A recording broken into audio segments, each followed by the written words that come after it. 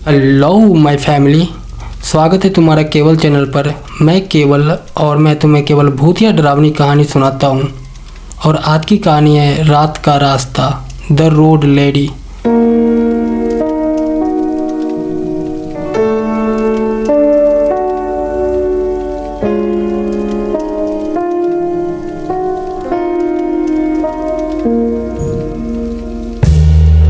कभी कभी डर वो नहीं होता है जो पीछा करे, डर वो होता है जो रास्ते के बीच में लेटकर तुम्हारा इंतज़ार करे।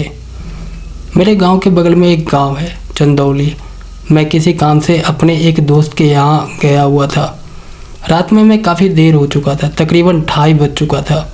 मेरा दोस्त बहुत बोला कि रुक जाओ, सुबह में चले जाना, लेकिन मैं नहीं माना।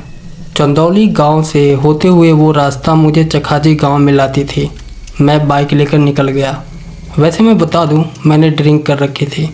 रोड पर बिल्कुल सन्नाटा था, सिर्फ हवा की सरसराहट और बाइक की हल्की आवाज़।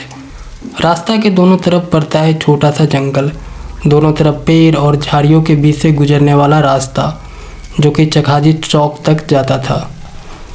जैसे ही मैं बाइक से आ रहा था, मैंने देखा कि सड़क के बीच में कोई लेटा हुआ है। पहले सोचा कोई शराबी या सड़क हादसे में गिर गया होगा या फिर कोई चोर वगैरह होगा। मैं बाइक को थोड़ा सा धीमे किया और पास में ले जाकर रोक दिया। पर तभी हेडलाइट की रोशनी उस पर पड़ी। वो एक औरत थी जो कि सड़क के बीचों बीच में लेटी हुई थी। लंबे सफ़ेद बाल, काला साड़ी और बहुत ही सुंदर दिख रही थी वो। दिल तेज़ी से धड़कने लगा। मैंने हिम्मत जुटाई और कहा, अरे ठीक हो? वो हिली नहीं। जैसे ही मैंने उसे छूकर हिलाने की कोशिश करी, वो अचानक उठकर बैठ गई। उसने मुझे बोला, बहुत देर कर दी आने में, मैं कब से तुम्हारा इंतज़ार कर रही थी। ओह, अचानक से मुझे कुछ याद आया। ये कोई बॉलीवुड गाना हो सकता है। देर लगी आने में तुमको, शुक्र है फिर भी आए तो। पर ऐसे कोई सड़क पर यूँ लेट कर इंतज़ार करे, ये कोई मजाक नहीं था। मेरा खून दौड़ने लगा था, कलेजा नाचने लगा था। उसकी आंखें काली गहरी। मैं उसे पूछा, तुम कौन हो? वो बोली, सूरत औरत, और मैं शादी के लिए एक लड़का ढूंढ रही थी, और अब तुम मिल गए हो तो मैं तुमसे ही करूँगी। क्या तुम मुझसे शादी करोगे? ये एक ऐसा क्वेश्चन है जिसे सुनकर मेरा खून खौल उठता है। मैं मन ही मन में सोचा, कुछ और बोलती तो शायद चलता, लेकिन सीधा शादी, ये तो बिल्कुल नहीं। वो मेरी आंखों में आंखें डालकर मेरे जवाब का इंतज़ार कर रही थी। मैंने उसे बोला, नहीं, मैं नहीं कर सकता। वो हंसी।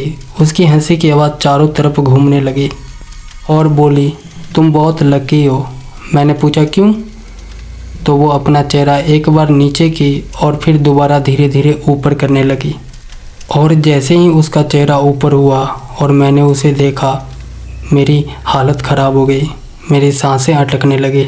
ऐसा लगा जैसे कि पूरा कलेजा बाहर आ जाएगा।